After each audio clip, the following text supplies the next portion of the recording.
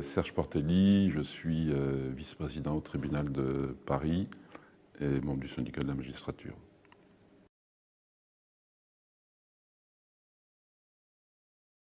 C'est vrai que le parcours du fou, entre guillemets, il est relativement bien balisé.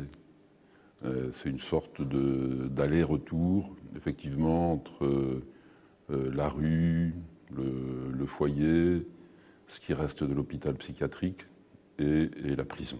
Voilà. Et nous, les juges, on joue un rôle assez bien huilé dans le système. Effectivement, on voit passer beaucoup en comparution immédiate une population alors, il faut peut-être descendre dans le détail, des fous.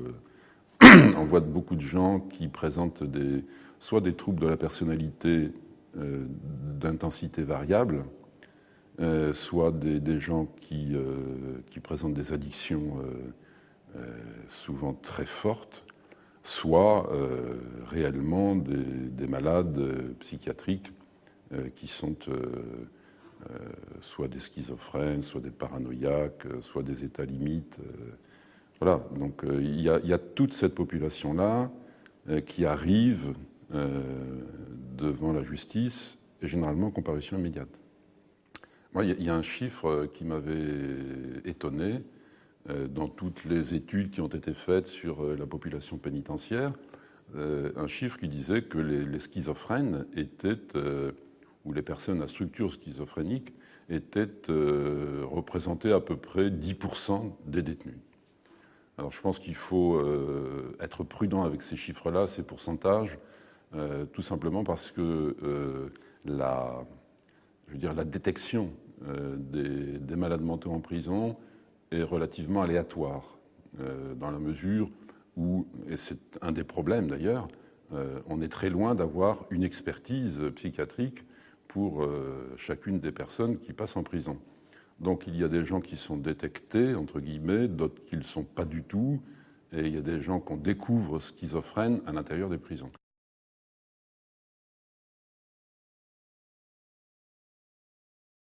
Je pense qu'on a vécu dans les 50 dernières années une évolution idéologique très très forte. Effectivement, à la fin de la guerre, sur le plan de la psychiatrie, il s'est passé une évolution assez belle, on peut dire, mais ça rejoint d'autres évolutions concernant les droits de l'homme, des évolutions qui font que les lieux d'enfermement ont été dénoncés et qu'une idéologie des libertés a pris le devant, évidemment après des catastrophes terribles, et on comprend qu'il y a eu ce changement, et peu à peu, au fil du temps, on a vu finalement une autre idéologie, peut-être d'ailleurs celle qui prédominait avant la guerre, tout simplement, reprendre le dessus. Et je pense que là, dans le début du XXIe siècle, on est, alors là, peut-être, je l'espère paradoxalement, au paroxysme de cette idéologie que j'appellerais de l'enfermement et du contrôle social, je veux dire absolu, j'allais presque dire total, où l'ensemble des déviants, d'ailleurs, sont l'objet d'une surveillance, d'un fichage et d'une contrainte maximale, et au bout du compte, d'une élimination sociale. Au mieux, on peut dire d'une exclusion, mais je pense que c'est vraiment le terme d'élimination qui me paraît le plus approprié. Et ça concerne tous les déviants. Alors, c'est vrai que là, on parle de la folie, mais la folie, finalement, n'est qu'une des formes de déviance qui est totalement intolérable dans nos sociétés aujourd'hui. Mais on pourrait parler de la même façon des délinquants, tout simplement, et de tous ceux qui font peur. Et cette population des gens qui font peur, finalement, elle est variable, un petit peu au gré des besoins du politique.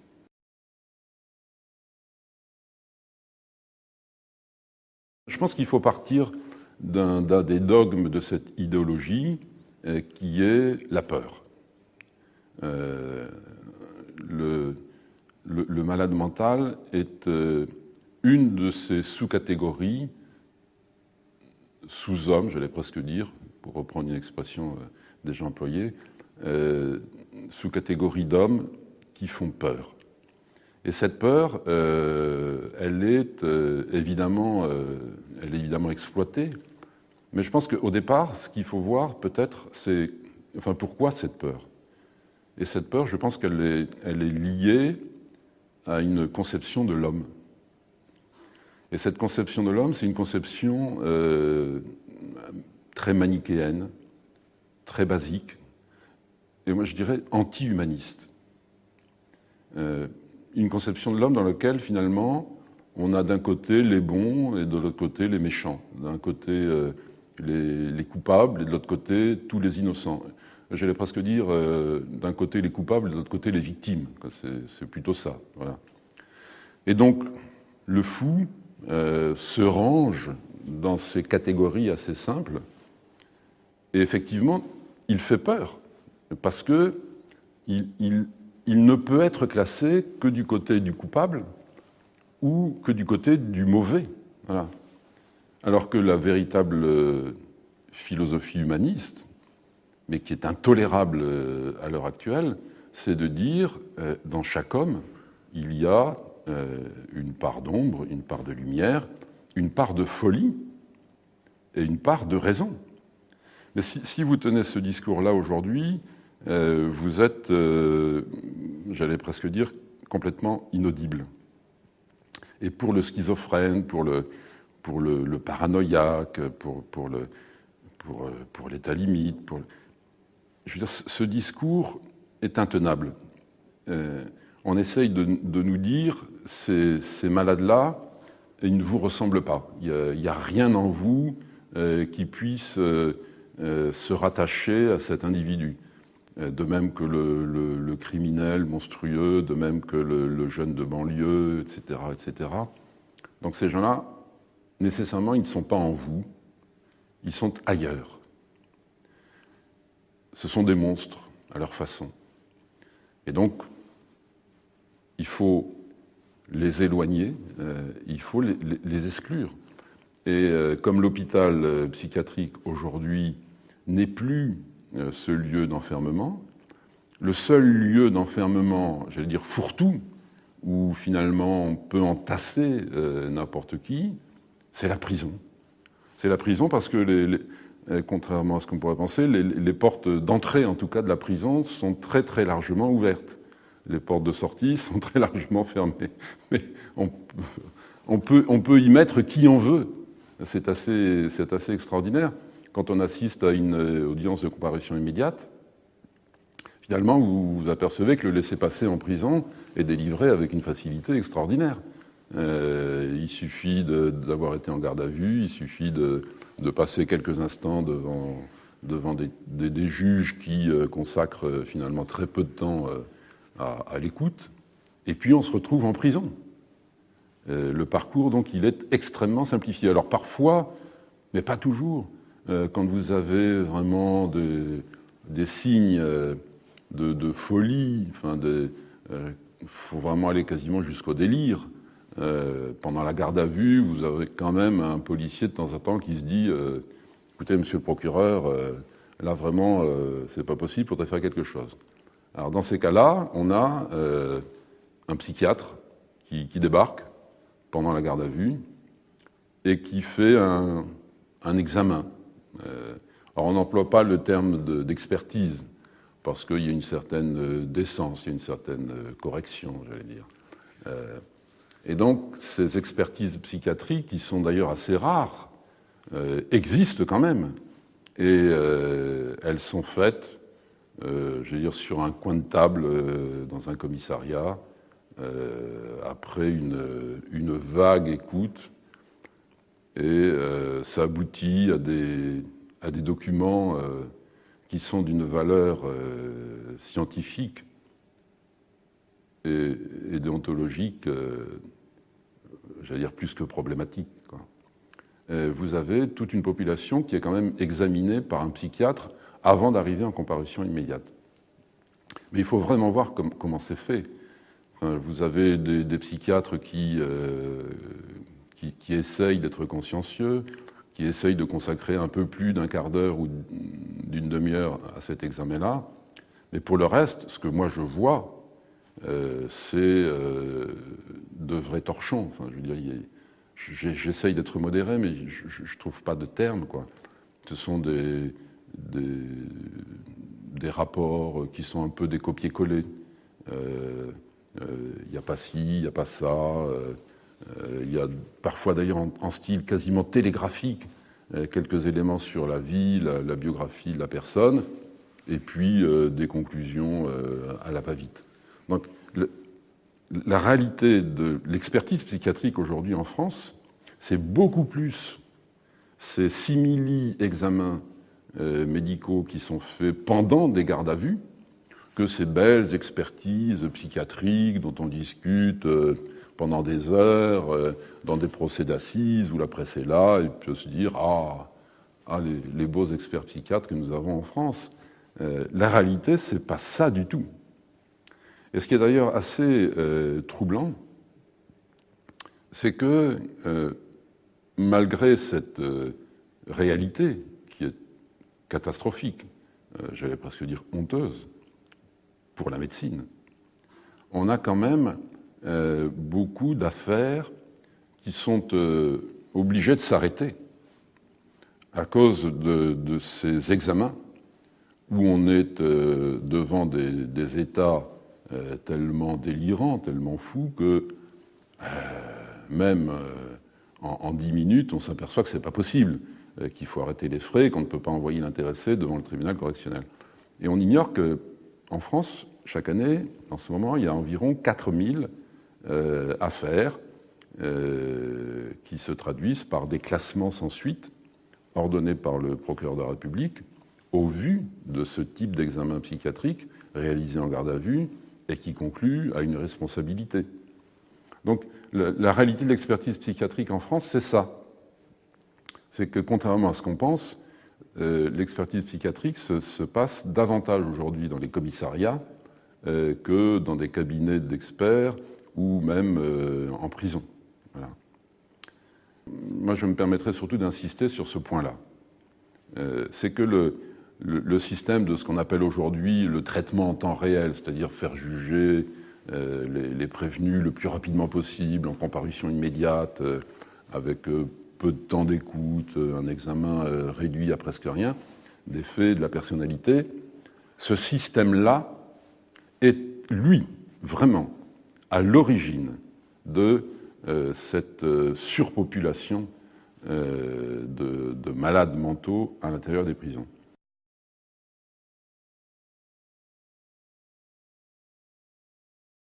Ce n'est pas simplement la place du fou qui révèle, c'est la place de la sanction. Effectivement, le traitement du fou et le traitement du délinquant, à mon avis, sont des critères, des marqueurs fantastiques pour savoir dans quel type de société nous vivons. Mais aujourd'hui, nous sommes dans une idéologie de l'enfermement, une idéologie très précise et qui est énoncée, répétée inlassablement. Je pense que la place du fou découle directement de cette idéologie-là. Toutes les législations qui ont été adoptées ces derniers temps sont la traduction pure et simple de cette idéologie-là, de la mise à l'écart de ce déviant particulier qu'est le fou, avec une sorte de capillarité entre la folie et d'ailleurs la délinquance. Enfin, et tout ce qu'on a créé, c'est précisément la loi la plus symbolique de ces derniers temps, c'est la loi sur la rétention de sûreté, où vous avez cette notion de dangerosité dont personne ne sait évidemment à quoi elle ressemble, et qui est utilisée pour bientôt mettre en détention perpétuellement des individus qui rentrent complètement dans cette catégorie de ceux qui font le plus peur. Voilà. Et de ce sur lesquels on ne veut plus se pencher, qu'on ne veut plus soigner. Vous avez les peines très lourdes, ce qu'on appelle les peines planchées, qui participent complètement à cette idéologie-là. Et dans ces peines planchées, vous retrouvez encore cette population, la même, qui passe en comparution immédiate avec des gens qui ont des addictions, de toxicomanie, beaucoup d'alcooliques, énormément de gens qui sont dans des situations précarisées, des SDF, et puis vous avez énormément de malades mentaux. Voilà. Donc l'idéologie de la peine planchée, c'est ça. Ces gens ont été avertis, ils ont été condamnés une fois, et malgré tout, ils s'obstinent dans le mal. Et donc à partir du moment où ils s'obstinent dans le mal, qu'ils ont choisi délibérément, en dehors de tout contexte médical, professionnel, social ou autre, eh bien il faut utiliser la seule arme qui existe, la seule efficace, c'est la peur. Je crois que dans l'opinion publique, il y a une réceptivité à ce discours de la peur. Et c'est évident, tout simplement parce que la peur, elle existe. Moi, je ne veux pas dire la peur est juste une invention de nos dirigeants actuels, pas du tout. Ils se relisaient de l'humour, relisaient la peur et l'Occident. Enfin, je veux dire, les peurs sont une constante de toutes les époques, de toutes les civilisations. Le tout, c'est de savoir comment on l'utilise. Et cette peur qui existe en moi, en vous, dans notre société qui nous entoure, est-ce qu'on essaye de tenir un discours raisonnable? Est-ce qu'on essaye de l'analyser? Est-ce qu'on essaye de la penser? Ou est-ce qu'au contraire, on va essayer de l'utiliser, de la manipuler pour essayer de faire passer une politique répressive? Le crime, la répression, et parfois d'ailleurs la répression la plus musclée qui soit, c'est le quotidien des images dont nous sommes abreuvés en permanence. Et on pourrait prendre 1000 autres exemples de cette culture de la peur qui n'est pas le propre des gouvernements d'aujourd'hui. Simplement, vous avez une sorte de symbiose entre cette culture dominante et puis une politique d'un gouvernement qui ne demande qu'à l'exploiter et la surexploiter. Mais le problème, c'est de savoir aujourd'hui qui est dangereux. Alors il y a un grand débat qui concerne évidemment la folie, de savoir cette dangerosité, comment est-ce qu'on va la définir. Donc on a créé la dangerosité criminologique. Et cette dangerosité criminologique, c'est elle qui devrait permettre l'enfermement de tous ceux qui sont à la marge de la folie. Problème, personne ne sait ce qu'est la dangerosité criminologique. Et c'est bien embêtant parce qu'on a déjà inventé toutes les sanctions, on a même déjà inauguré les centres médico-sociaux-judiciaires qui vont accueillir ces dangereux criminologiques. Et aujourd'hui, ce à quoi on assiste, et à mon avis c'est une des dérives les plus menaçantes à l'heure actuelle, c'est la création d'une fausse science qui serait une sorte de criminologie moderne, inspirée évidemment des avancées et des acquis de la criminologie anglo-saxonne, et où on définirait de nouveaux critères de ce que c'est qu'un individu dangereux. Alors pas le fou ordinaire, un autre. Mais si vous regardez les grilles de lecture qui sont élaborées, vous avez un peu d'angoisse. Moi, j'en ai lu plusieurs. C'est des grilles qui existent effectivement surtout dans les pays anglo-saxons. Qu'est-ce que c'est qu'un individu dangereux? Pas fou. Et là, vous avez des critères qui sont liés à l'enfance de l'intéressé. Est-ce qu'il a fait partie d'une famille dissociée? Vous avez des critères liés à l'activité sociale de l'intéressé. Est-ce qu'il a des emplois précaires? Est-ce qu'il a changé souvent d'emploi? Vous avez des critères liés à la vie sentimentale de l'intéressé. Est-ce qu'il a connu des épisodes amoureux fréquents? Est-ce qu'il change souvent de partenaire ou pas? Voilà, donc on se dit, mais je suis peut-être comme ça. Enfin, qu'est-ce qui me distingue de l'autre? Dans cette grille, nécessairement, je vais y être. Il suffit que j'ai un soi-disant expert un peu mal intentionné et je serai ce dangereux. Je serai dans cette dangerosité soi-disant criminologique. Donc on voit bien que tout ça est simplement une fausse science. Enfin, c'est de la poudre aux yeux. Vous savez, moi, ça me fait penser à cette science qui avait été développée à la Renaissance, quand à l'époque il s'agissait de poursuivre les sorcières. Donc le mot d'ordre de cette société à l'époque, de cette civilisation, c'était ce qui nous fait le plus peur, c'est les hérétiques, c'est les sorcières. Les juges avaient créé une science qui s'appelait la démonologie, qui était une sorte de guide à l'usage des juges pour savoir comment interroger une sorcière. C'était en fait une grille de lecture de la, je vais dire, de la dangerosité criminologique de l'époque des sorcières. Voilà. Et ça a marché très bien. On a condamné, on a brûlé des sorcières par centaines et par milliers en application de cette grille idéologique de la sorcellerie. Chaque époque développe une science qui permet de répondre aux peurs. Et je pense qu'à l'heure actuelle, nous avons effectivement cette criminologie qu'on essaye de développer dans l'élaboration d'une nouvelle fausse science qui va simplement permettre d'enfermer ces gens qui sont à la limite de la folie, qui nous font peur, extrêmement peur, mais pour lesquels on ne peut pas utiliser les instruments traditionnels qu'on utilisait pour exclure les fous.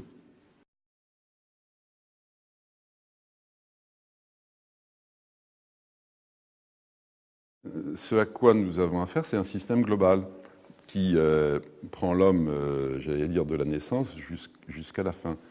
Parce que pour détecter le fou, le dangereux, celui qui fait peur, il faut mettre un système total en place. Et donc ce système total, il a besoin d'être renseigné dès la naissance.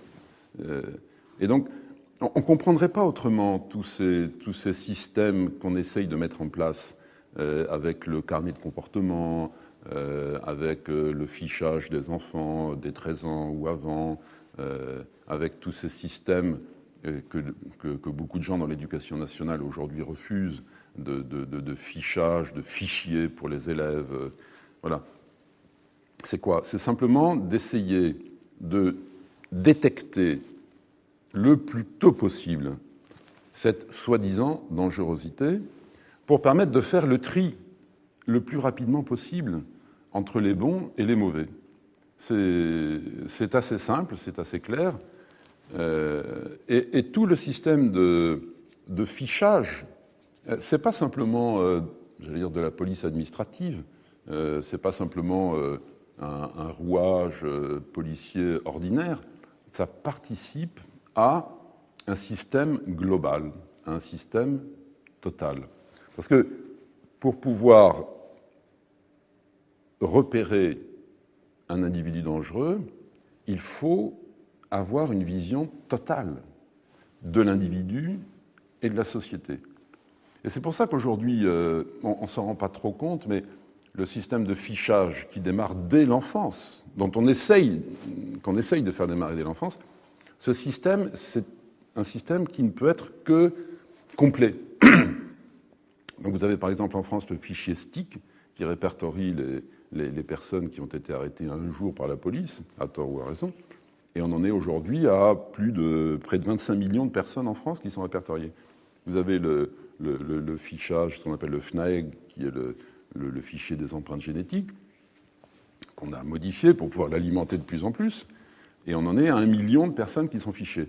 Et lors du vote de la dernière loi sur ce fichier, vous aviez un député qui avait dit « mais l'idéal, quand même, ça serait de ficher tous les Français. Tous les Français, parce qu'au moins, on aurait cette base totale, et dès qu'il y aurait le moindre crime, le moindre délit, il suffirait de comparer, et voilà. »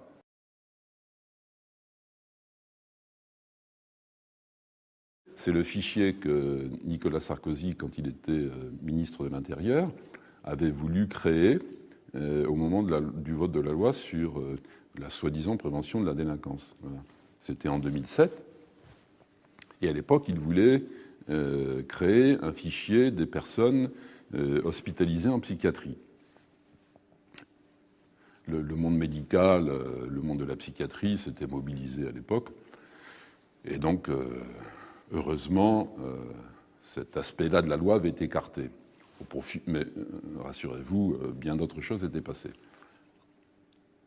Ce n'est pas pour autant que ce projet avait été retiré. Il est simplement resté au fond d'un tiroir.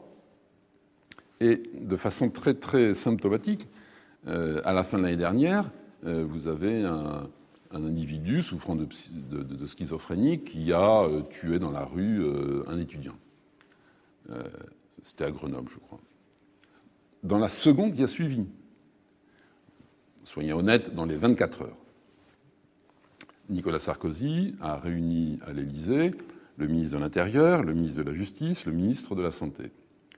Et il a sorti d'un coup, mais vraiment en 24 heures, tout un programme pour essayer d'être plus répressif, plus réactif dans ces cas-là. Et parmi les mesures qu'il a proposées, il y avait le fichier des personnes hospitalisées en psychiatrie et qui avaient bénéficié d'une responsabilité. Et voilà, c'est le fond de la question. On est face à une idéologie qui ne reculera jamais et qui, en plus, utilise tous les faits divers, n'importe lequel, pour essayer de faire passer ses idées. Et ça, c'est terriblement intelligent, j'allais dire. Parce que soit vous faites appel à la raison quand vous êtes un homme politique, soit vous faites appel à l'émotion. Et là, on est dans la pure émotion. C'est vrai que quand vous entendez un passant, n'importe qui, vous, moi, évidemment, moi, a été poignardé, tué par un individu schizophrène, vous vous dites, bah oui, effectivement, ces individus sont extrêmement dangereux, il faut les enfermer, il faut leur mettre des bracelets électroniques, etc., etc., etc. Voilà. Si vous attendez un peu plus de 24 heures, 48, voire une semaine, et que vous acceptez d'écouter un soignant, une infirmière en psychiatrie, un professeur, ou simplement un malade mental, parce que de temps en temps, ils peuvent parler aussi, vous apercevez que l'immense majorité de ces gens-là ne sont absolument pas dangereux. Et que cette politique de la peur, de l'enfermement, elle est même elle-même extrêmement dangereuse.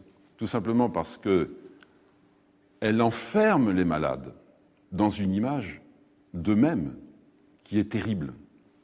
Parce que si j'étais schizophrène et que j'entends à longueur de temps à la radio, les schizophrènes sont dangereux, les schizophrènes peuvent commettre des meurtres, les schizophrènes, on ne sait pas ce qu'ils peuvent faire demain. Les schizophrènes, c'est un peu comme ce tueur à la hache. Les schizophrènes, ils sont dans des hôpitaux, mais ils s'évadent. Mais qu'est-ce que je pourrais dire de moi? Qu'effectivement, je suis un être comme ça.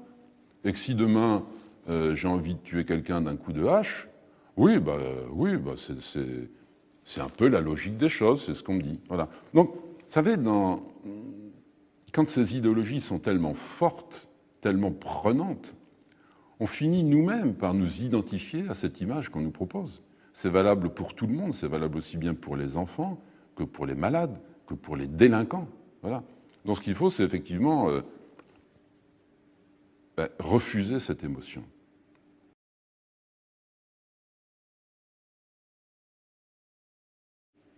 Je pense qu'il est hors de question d'attendre de cette idéologie de l'enfermement qu'elle se remette en cause. Puisque précisément un des fondements de cette idéologie de l'enfermement, c'est le refus de la complexité, c'est la simplicité, c'est le refus de se remettre en cause en permanence. Parce que comme c'est un système et qui repose beaucoup sur la communication, sur l'émotion, sur la réaction immédiate, c'est un système qui génère une simplification permanente. Le fou ne peut être qu'une entité simple. Le délinquant aussi. Donc, essayer de fournir un discours un petit peu complexe, c'est déjà en soi difficile. Expliquer ce qu'est la schizophrénie, ça nécessite un minimum de temps. Et notre société aujourd'hui, dans la plupart des cas, dans l'immense majorité des cas, n'autorise pas ce discours public sur la complexité. Tout simplement parce que, je reprends le journal de 20 heures, si vous avez cet étudiant qui est tué par un schizophrène dans la rue, ce que les gens vont voir au journal de 20 heures, c'est le récit du meurtre, c'est l'émotion des parents de la victime, c'est peut-être l'émotion même d'une précédente victime, parce que l'intéressé avait déjà tué une fois, donc c'est le discours du président de la République, c'est la réception des victimes sur les marches de l'Élysée, c'est la préparation des mesures répressives. Et puis ensuite, peut-être qu'on entendra un médecin, un psychiatre qui va vous dire, écoutez, bon alors, un petit peu de temps, la schizophrénie, c'est beaucoup plus compliqué que ça. Voilà ce que c'est, un schizophrène ordinaire, voilà quelle est sa vie, voilà comment on le soigne, voilà comment il évolue, voilà.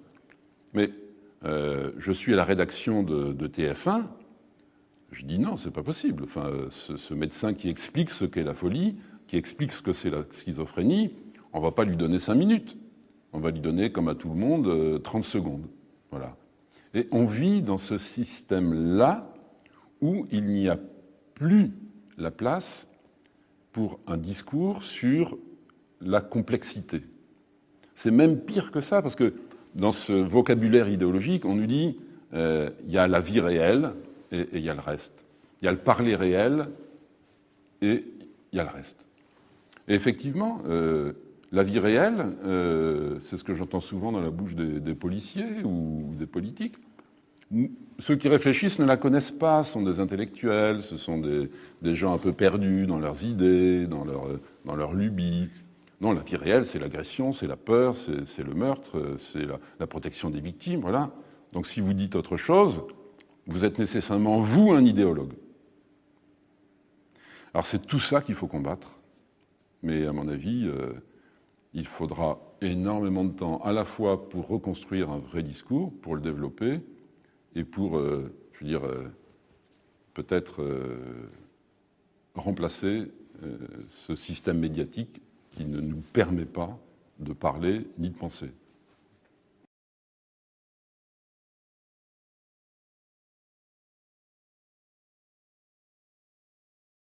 Mais tout le système, qui est quand même très bien huilé, c'est pour ça que je pense que c'est un système total, c'est de nous dire « arrêtez de comprendre ». Vous savez, moi, une des plus belles phrases de cette idéologie dominante, c'est Christine Lagarde, qui avait prononcé ce discours en 2007 à l'Assemblée nationale. Et elle avait dit il y en a assez de ce pays, cette France, où on connaît toutes les idéologies, nos bibliothèques sont remplies de livres, de pour, de contre. Et elle disait, en conclusion de tout ça, arrêtons de penser et retroussons nos manches. Voilà. Je trouve que cette arrêter de penser est totalement le fond de cette idéologie. Alors, nous, ce qu'on dirait, c'est exactement le contraire. Rabaissons nos manches et retroussons nos idées, ou nos pensées. C'est vraiment le mot d'ordre impératif. Mais au-delà du slogan, il y a décliné dans chacune des professions en France cette instruction de ne plus penser, de ne plus réfléchir, de ne pas comprendre. Bon, on va se pendre. Heureusement, je ne l'ai pas coupé avant.